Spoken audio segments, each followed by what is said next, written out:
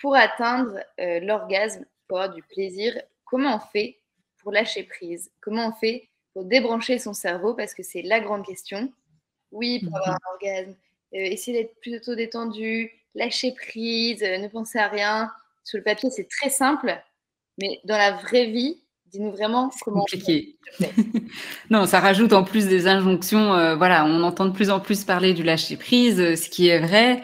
Mais souvent, ce que je rencontre, c'est des patientes qui sont là. Ok, je sais qu'il faut que je lâche prise, mais comment je fais concrètement, quoi. Alors, ce qu'on s'est rendu compte aussi en sexologie, ce qui peut aider les personnes à être plus dans le moment présent, c'est ce qu'on appelle la pleine conscience. C'est-à-dire, c'est vraiment de prêter attention au moment présent et au niveau de la sexualité, du coup, aux sensations corporelles. Parce qu'on peut retrouver aussi chez des personnes qui ont du mal à ressentir ou qui ont du mal à atteindre l'orgasme, une sorte de déconnexion avec leur corps, une sorte de voilà, j'ai pas l'impression de sentir grand chose parce que justement je suis pas dans le moment présent et que je suis plutôt dans ma tête avec mes pensées. Et donc ça va être de faire la pratique, en fait, c'est de pratiquer tout ce qu'on appelle la pleine conscience, donc que ce soit la méditation, que ce soit le yoga, que ce soit des pratiques de respiration, où vous prenez vraiment un moment pour vous connecter à vos sensations, donc que ce soit par rapport à la respiration. Est-ce que j'ai conscience de comment je respire quand je suis en train de me masturber ou quand je suis en relation intime avec quelqu'un? Est-ce que je prends conscience aussi de comment est mon corps? Est-ce que mon corps est plutôt crispé? Est-ce que mon corps est plutôt détendu? En fait, ça va être de remettre son attention plutôt sur ces sensations corporelles, ce qui se passe au niveau du corps. Parce que quand on est dans le corps, du coup, on est moins dans sa tête. Et du coup, ça permet d'être vraiment connecté à ces sensations et de pouvoir plus vraiment lâcher prise par rapport au plaisir. Ok. Et j'imagine que pour le faire tout seul, c'est pas évident. Encore une fois, je vous redirige vers Mia, où il y a des sexologues qui sont aussi formés pour ça, notamment Camille, mais il y en a d'autres aussi.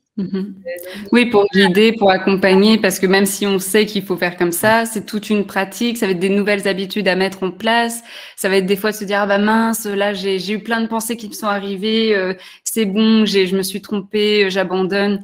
C'est des choses qui arrivent et justement quand vous avez une sexologue pour vous accompagner, bah du coup voilà, on vous guide, on vous rassure et on vous accompagne en tout cas pour que vous puissiez arriver là où vous souhaitez arriver. En fait, clairement, le lâcher prise, tout le monde en parle, on entend à toutes les sauces, mais c'est pas quelque chose d'inné. C'est quelque chose, en tout cas, certaines personnes ont plus de facilité à lâcher prise que d'autres, mais c'est quelque chose qui se travaille. Et même si on a, bon, je vais faire un petit jeu de mots, mais même si on a un peu toutes les serrures, parfois on a besoin de clés, quoi. J'étais là, où tu vas en venir? Et du coup, on va avoir des sexologues qui nous donnent les clés pour qu'on puisse les utiliser nous-mêmes ensuite, quoi. Mais c'est les outils. Donner les outils pour accompagner là-dessus, c'est des pratiques, c'est un apprentissage, donc on teste, nous on vous donne des outils et vous testez, vous voyez si ça marche pour vous, vous voyez s'il faut faire des ajustements, ou là vous dites bah là j'ai pas tout compris, on est vraiment là pour vous accompagner, pour vous donner les outils qui sont pour vous et qui correspondent à votre situation et à vos besoins. Et le fait de consulter avec les sexologues, les thérapeutes de couple sur Mia, ça aussi, je trouve l'avantage d'avoir plusieurs choix d'outils et de serrures là, dont tu parlais, Diane. Parce que quelquefois, par exemple, on va dire je vais tester la méditation ou la pleine conscience et c'est peut-être pas la méthode la plus adaptée pour cette problématique ou à ce moment-là.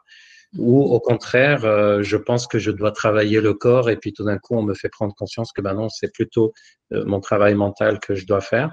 Et toutes ces pratiques-là, il faut savoir qu'elles peuvent être personnalisables, c'est-à-dire c'est pas juste, sinon tout le monde prendrait une sorte de fiche et on ferait tous les mêmes thérapies.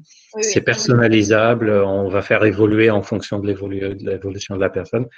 C'est pour ça d'ailleurs que c'est plutôt des suivis qui se font et pas juste un entretien ponctuel en fait. Mais les deux sont possibles, on peut prendre un entretien ponctuel, découvrir, poser des questions, revenir un peu plus tard, il n'y a pas d'obligation particulière.